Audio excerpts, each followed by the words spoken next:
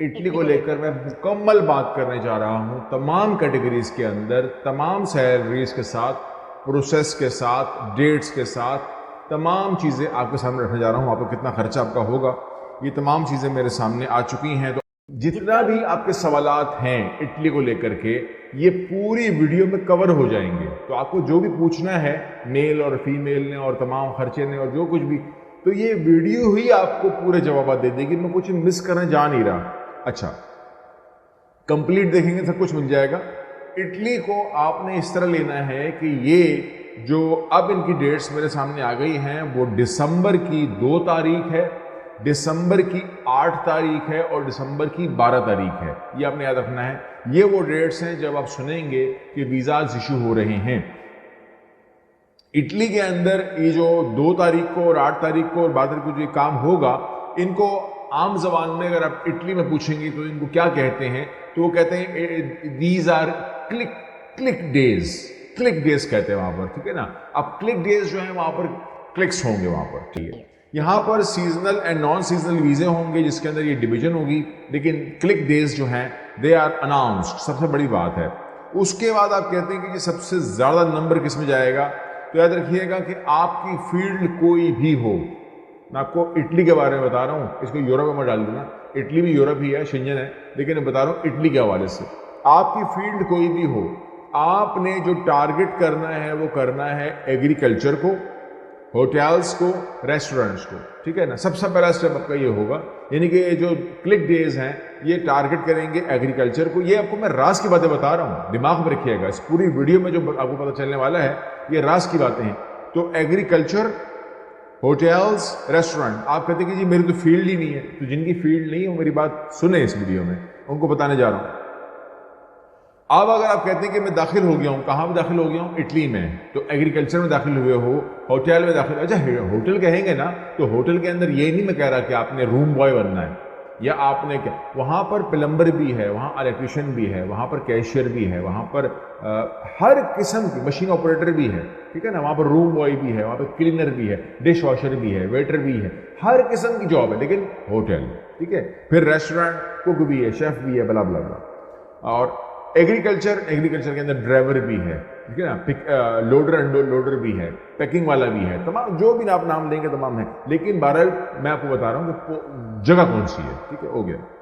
اچھا، یہاں پر آپ کو لگانا پڑتا ہے 1 سال. بھاگنا نہیں اتر کے، ٹھیک ہے نا. کیونکہ اگر آپ اتر کے بھاگتے ہیں تو ویزا ختم، آپ انلیگل. اور آج کل انلیگل مت کرنا، یہ میری آپ کو مشورہ ہے. 1 سال بعد آپ اپنی فیلڈ کو سلیکٹ کریں اور آپ اپنی جو بھی آپ کی فیلڈ ہے اور جو آپ کی فیلڈ ہے میں اس کے بارے میں آپ کو انفارمیشن دے دیتا ہوں. سب سے ضروری بات کیا ہے، دیکھیں اٹلی کی بات کرو گے یا جب آپ کسی ملک کو سلیکٹ کرتے ہو اور وہاں پہنچ جاتے ہو، میری مشورہ یہ ہوتا ہے، جس طرح عام طور پر مجھے جب لوگ جرنلی پوچھتے ہیں یا میں جب جرنل ویڈیو بناتا ہوں، کوئی کینیڈا کی بات کرتا ہے، کوئی یورپ کی بات کرتا ہے، تو میں کہتا ہوں بھائی انگلش نمبر 1 پہ چل رہی ہوتی ہے اراؤنڈ دا ورلڈ جو ہم دیکھتے ہیں، اور نمبر 2 کے اوپر میں فرینچ دیکھتا ہوں جو میں فیس کرتا ہوں. مجھے فرینچ نہیں آتی، مجھے خود بھی نہیں آتی، لیکن فرینچ آنی چاہیے. تو فرینچ کا بیسک آنا چاہیے. وہ آپ کو کینیڈا کے اندر یا یورپ میں سپورٹ کرتی ہے، اراؤنڈ دا ورلڈ کہیں پہ بھی سپورٹ کرتی ہے. مجھے نہیں آتی، میرا ویک پوائنٹ ہے، لیکن کیا ہے کہ آپ کو آنی چاہیے. اچھا، اب میں وہ فرینچ کی بات نہیں کر رہا ہوں. اگر آپ اٹلی کی بات کرو گے تو آپ اٹلی لینگویج میں جاؤ گے اور آپ کے پاس آپشن ہے B1 B2 کا. آپ اس میں جتنا بھی کر سکو آپ نے اپنے اوپر خرچہ کرنا ہے، آپ نے لینگویج سیکھنی ہے. اور نارملی جو لوگ لینگویج نہیں بھی سیکھتے وہ تقریباً بدنا 6 اور 8 منتھ جو ہے وہ زبردست قسم کی وہ اپنی انڈرسٹینڈنگ بنا لیتے ہیں ود اے لینگویج. اچھا، آپ کہتے ہیں کہ اس فیلڈ میں اگر ہم گئے تو ہماری سیلری کیا ہوگی، تو دماغ میں رکھیے گا کہ یورو کے حساب سے یہ کنٹری سیلری کے لیے بری کاؤنٹ نہیں ہوتی ہے. یعنی کہ آپ جانتے ہیں کہ بہت سارے یورپین کنٹریز کے اندر شنجن کے اندر 780 کا بیسک ہے، ٹھیک ہے. یہاں پر آپ کو ملتا ہے، اگر آپ ڈش واشر بھی ہوئے، میں مثال دے رہا ہوں آپ کو، تو وہ بھی شروع ہوتا ہے تقریباً 1400 سے. اور اگر آپ ادروائز کام کریں تو وہ جاتی ہے 1600 1700 1800 پہ چلی جاتی ہے. ڈپینڈ کرتا ہے آپ کے معاملات کے اوپر، ایون کہ آپ جنرل ورکر ہوں.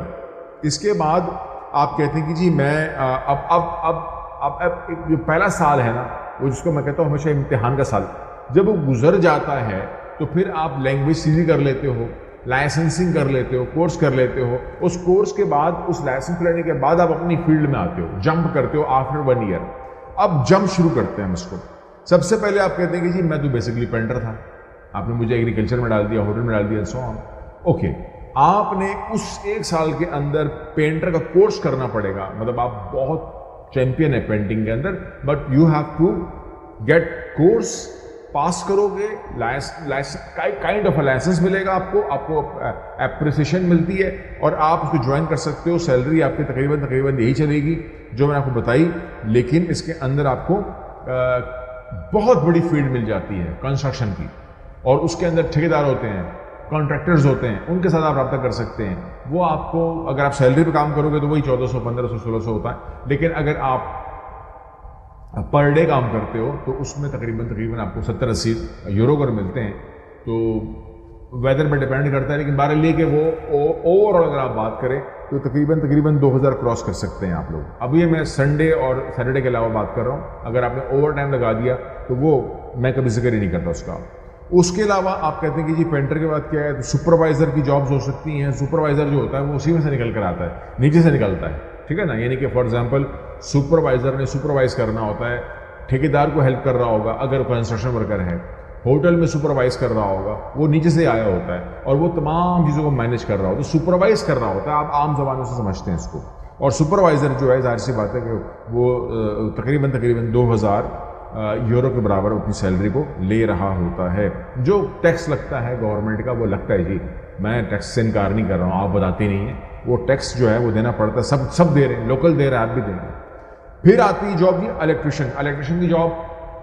ایگریکلچر میں بھی ہے، ہوٹل میں بھی ہے، ریسٹورینٹ میں بھی ہے، کنسٹرکشن فیلڈ کے اندر بھی ہے، ہر پرائیویٹ بھی ہے، گورنمنٹ میں بھی ہے، ہر جگہ پر ہے. الیکٹریشین کی جاب چاہیے. آپ کو کرنا کیا ہے، پہلے سال میں اپنا کورس کمپلیٹ کرو. آپ الیکٹریشین ہو پاکستان کے اندر، انڈیا کے اندر، سری لنکا کے اندر، بنگلہ دیش کے اندر، بھوٹان کے اندر، نیپال کے اندر آپ کو کورس کرنا پڑے گا. کورس تقریباً سمجھ لیجئے کہ پاکستان کے اندر بھی میں نے دیکھا ہے کہ تقریباً ڈپلوماز ہوتے ہیں 3 سال کے، 2 سال کے، لیکن وہ ان لوگوں کے لیے ہوتے ہیں جو زیرو ہوتے ہیں. تو اگر آپ لوگ کو کام آتا ہے تو وہ آپ کے کام کو جان کر آپ کا ٹیسٹ لے کر کے آپ کو پروموٹ کر سکتے ہیں. 1 سال میں آپ کو چھوڑ دیتے ہیں اور اس کے بعد آپ کام کر سکتے ہو. الیکٹریشین کو تقریباً 2000 2200 2300 2500 تک بھی سیلری آرام سے مل جاتی، کوئی پرابلم نہیں ہے. اس کے بعد ہے مشین مکینکس. آپ کو پتہ ہے کوئی بھی دنیا میں ایسی فیکٹری نہیں ہے، ایسی مل نہیں ہے، ایسے کارخانے نہیں ہیں جہاں پر مشینز کام نہیں کر رہی ہوتی ہے، اور مشینز کے مکینکس ہوتے ہیں وہ اپنا کام کر سکتے ہیں. اور اس کو بھی آپ وہاں پر اپنا پہلا سال جو ہے وہ کورس کر کے ہی آپ اس کو اٹینڈ کر سکتے ہیں، اور تقریباً آپ اپ ٹو 3000 یورو آپ کما سکتے ہیں. پھر آپ کہتے ہیں کہ جی میں اگر رہ گیا رک گیا ہوٹل وغیرہ میں، ریسٹورنٹ وغیرہ میں، تو وہاں پر آپ کیا رک سکتے ہیں. مطلب آپ نے کہا کہ جی میں نے کورس نہیں کیا، ٹھیک ہے نا، میں نے کوئی محنت نہیں کی، تو پھر آپ وہیں اٹک جائیں گے. مطلب کلینرز ہو گیا یا ہیلپر ہو گیا، پیکنگ ہو گیا، سپورٹ جرنل ورکر ہو گیا، تو پھر آپ اپنی سیلری کو وہی رکھیے گا، 1400 یورو کے آس پاس آپ رکھیں گے. اچھا، پھر اگر آپ نے ترقی کر لی، اوپر آپ چلے گئے، آپ نے کورس وغیرہ کر لیا، کیونکہ آپ جانتے ہیں اکاؤنٹنٹس، نارمل اکاؤنٹنٹس، اکاؤنٹ کا job, entry, accounts, plus minus, soft where کی رننگ، یہ تمام چیزیں کورس میں آ جاتی ہیں، اور وہ کیشیئر میں آ جاتا ہے. اگر کیشیئر آپ کرتے ہیں تو آپ کو تقریباً اپ ٹو 3000 تک سیلری مل سکتی ہے. پھر ہم کہتے ہیں مینیجر کوئی الگ مخلوق نہیں ہوتا، وہ وہیں سے اٹھ کے آتا ہے. وہ کبھی کیشیئر ہوتا ہے، کبھی وہ ہیلپر ہوتا ہے، کبھی کیا، اور پھر وہ ترقی کرتا ہے، وہ مینیجر بنتا ہے. And she or he will manage everything of that premises. جو بھی ایکٹیویٹی ہو رہی ہوتی ہے، فلور ہوتا ہے، کچھ بھی ہوتا ہے. اگر ہوٹل ہے، مثال دے رہا ہوں، تو کمرے آرڈر میں ہوں، کلین ہوں، کلیئر ہوں، اور اسٹاف جو ہے وہ اپنی ایکٹیو کام کر رہا ہو، کون آ رہا ہے کون نہیں آ رہا ہے، کیا ہو رہا ہے، تمام چیزیں آپریشن. اس طریقے سے کارخانہ ہو یا فیکٹری ہو، ملز ہو، کچھ بھی ہو، اس کو ہاسپٹل ہو، اس کو مینیجر کی ضرورت پڑتی ہے. اس کے علاوہ آپ کہتے ہیں سیکورٹی گارڈ کہہ لیں یا سیکریٹری کہہ لیں. سیکریٹری جو ہے وہ اسسٹ کرتا ہے اپنے باس کو، اپنے ڈائریکٹر کو، اور وہ جو ہے وہ اس کو لینگویج، کیونکہ وہ فرسٹ مطلب باس تو نہیں بیٹھا ہوتا نا فرنٹ پہ، وہ بیٹھا ہوتا ہے فرنٹ پہ، تو وہ ڈیل ہر آنے والے کو جی فرمائیے، ٹھیک ہے نا، باس سے ملنا ہے، باس کی میٹنگ ارینج کروا دی، باس کا شیڈول کیا ہے، باس نے کہاں جانا ہے کہاں نہیں جانا، کون آنے والا ہے، کس سے ملنا ہے، یہ تمام کی تمام فرنٹ کے اوپر آفس کا پورا نظام ایک سیکرٹری کے ہاتھ میں ہوتا ہے. اگر آفس بڑا ہے, فیکٹری بڑی ہے, تو اس پریمیسز کے اندر جو ہے وہ مینیجنگ ڈائریکٹر کی پوسٹ بھی ہوتی ہے, اینڈ مینیجنگ ڈائریکٹر جو ہوتا ہے وہ سیکنڈ ٹو باس ہوتا ہے. جو باس اگر اس قسم کا باس ہے جو نارملی اپنی ایک اینٹی نہیں رکھتا, اس کے پاس ملٹیپل فیکٹریز ہیں, تو اگر ایک ایسا باس ہے جس کے پاس 3 فیکٹریز ہیں تو وہ 3 فیکٹریز میں تو نہیں بیٹھتا ہوگا, پھر وہ اپنا ایک ہیڈ آفس رکھتا ہوگا.